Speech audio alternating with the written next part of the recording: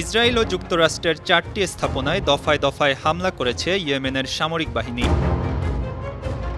হামলায় ব্যবহার করা হয়েছে ইয়াফা ও সামাদ ড্রোন। ইসরায়েলে হামলার পাশাপাশি এদিন লোহিত সাগরে থাকা মার্কিন যুদ্ধজাহাজেও হামলা করেছে হুতি।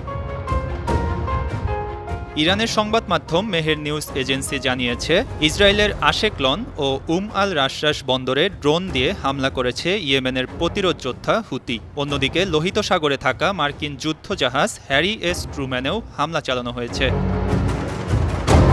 হামলার পর একটি বিবৃতিতে হুতি মুখপাত্র জেনারেল ইয়াহিয়া সারে বলেছেন, ইয়েমেনে মার্কিন আগ্রাসনের প্রতিবাদে এই হামলা করা হয়েছে। ব্যবহার করা হয়েছে ক্রুজ মিসাইল ও ড্রোন। বিশ্ব বাণিজ্যের গুরুত্বপূর্ণ পথ লোহিত সাগর, আর সেখানে রয়েছে হুতিদের শক্তিশালী ঘাঁটি। গাজায় ইসরায়েলি বাহিনীর আগ্রাসনের প্রতিবাদে মার্কিন ও ইসরায়েলি জাহাজে বেশ কয়েক মাস ধরে হামলা করছে গোষ্ঠীটি।